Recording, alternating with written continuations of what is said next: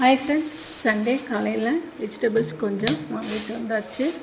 சமைக்கிறதுக்கு வெங்காயம், தக்காளி, காய்கறி எதுவும் இல்லை. தக்காளி, வெங்காயம், வாழைக்காய், பீட்ரூட், உருளைக்கிழங்கு இதெல்லாம் வாங்கிட்டு வந்தாச்சு. இதெல்லாம் பாக்ஸில் போட்டு வச்சுட்டு சமைக்க ஸ்டார்ட் பண்ணியாச்சு. இன்றைக்கி வெஜிடேரியன் சாப்பாடு தான், நான்வெஜ் கிடையாது. வாழைக்காய் ஒன்று தான், பீட்ரூட் ஒவ்வொன்று போதும் 2 பேர்த்துக்கும். உருளைக்கிழங்கு 1/2 கிலோ வாங்கிட்டு வந்தாச்சு. இது 2 நாளைக்கு தாங்கும். இந்த காய்கறி தக்காளி 4 நாளைக்கு இருக்கும். 2 கிலோ வெங்காயம், தக்காளி வாங்கியாச்சு. இது சுண்டைக்காய் எங்கள் சித்தி வீட்டிலேருந்து செடியில் பறிச்சிக்கிட்டு வந்தது. அப்படி டைம் ஆகிடுச்சின்னு கொத்து கொத்தாக பறிச்சிக்கிட்டு வந்தாச்சு.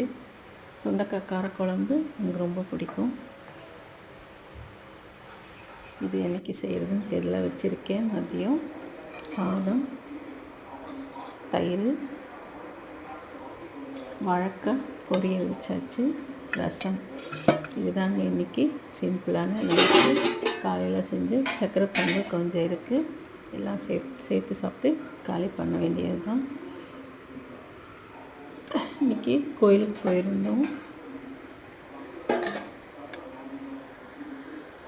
இதான் இன்றைக்கி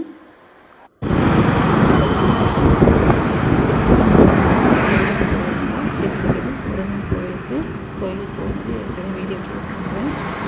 வண்டியில் வரும்போது வீடு எடுத்துக்கிட்டு வந்தேன். போனீங்க மிஸ் ஆகிடுமோன்னு கோயிலில் பாத்திரம் வாங்கினேன். குழம்பு வைக்க பாத்திரம் இல்லை. இது குழம்பு வைக்க, ரசம் வைக்க கரெக்டாக இருக்கும். பாலும் காய்ச்சலாம்.